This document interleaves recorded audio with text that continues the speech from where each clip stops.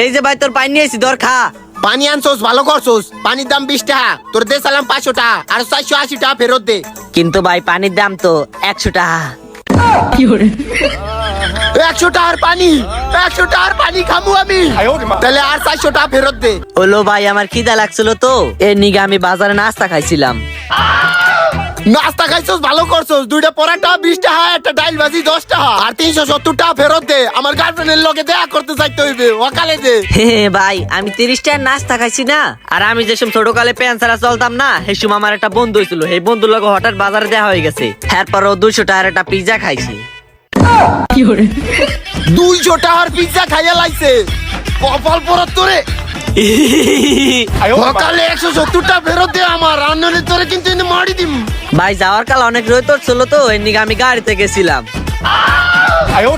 ভ্যানের ভাড়া 10 টাকা, যাইতে আইতে 20 টাকা, আরো 150 টাকা, সকালে 150 টাকা বাইর কর। কিন্তু ভাই আমি তো ভ্যানে যাইনি, আমি মাইক্রো গাড়িতে গেছিলাম, ওই যে উপরে ছাতা লাই যে। কপাল পোড়া, আরে কপাল পোড়া, আরো 100 টাকা থায়, সকালে 100 টাকা বাইর কর।